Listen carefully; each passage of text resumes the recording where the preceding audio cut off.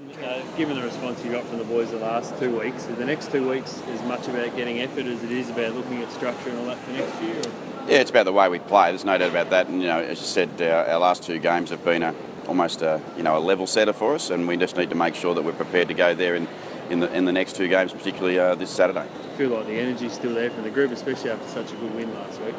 Yeah, the group have been really good as far as holding on and wanting to continue to perform at their absolute best. I understand it's 22 games that they're here to play, and obviously we would have liked to have played a few more than that, and that's not going to be the case. But we just need to make most of the opportunities we still have.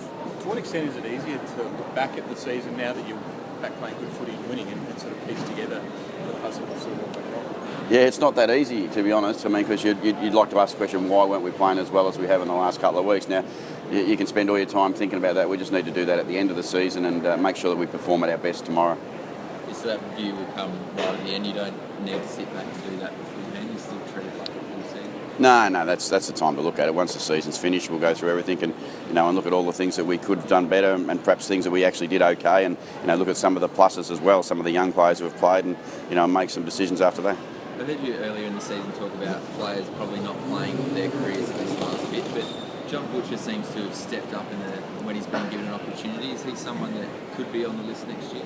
Yeah, John's an obvious one because John knows that he's trying to play the football that he's been after for a long period of time, and his body, and this year is the only time he's really got himself together. And then his last couple of weeks in the AFL have been really promising for John. That doesn't mean there's any guarantees, but we just need to make sure that hopefully in the next 2 weeks he gets to show that again. Jay Schultz, is this the ongoing back trouble that he's been having? Yeah, it is. Schultz, he was struggled by 3/4 time last week. He was probably struggling again, and we actually thought about subbing him out at that stage, and I asked him that question at 3/4 time, and obviously we didn't make that decision then. We know he's probably got 1 game left in him, and at this stage it doesn't look like it's going to be for tomorrow. It's going to have to be next week. How's he going contract-wise?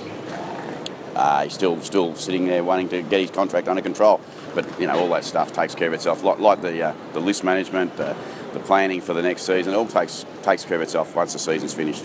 Ken, with Matthew Lobe back in the side, do you plan on playing him and Ryder any differently than the way they did, for the most part of the season when they were together?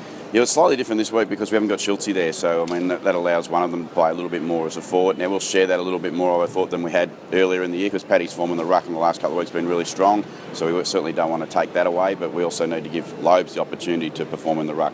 Do you get the sense that Lobes is really determined to make a mark in the last fortnight after 2 weeks in the team? Yeah, anyone that knows Matthew Lobe will know how he's feeling and what he's thinking right now, and he'll be pretty desperate to play well. Has he been working even harder off the field the last couple of weeks? It's not possible. Not possible for Lobes to work harder. He's such a professional, he's such a great character, but he just needs to get out there and play the football that he knows he's capable of, and it'll come about by just continuing to work hard. Does that mean he needs to develop a bit more up forward if Paddy's going so well in the ruck? Oh, that's the ideal situation for us to have, and we thought that right through the season, but again the interruptions have been there all year for the 2 boys, and we'd love to see them both be able to play time in the forward line and time in the ruck.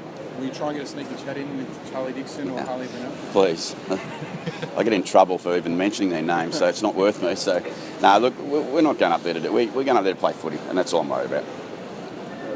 Jake Nady, you had a chance to chat with him. How's it going?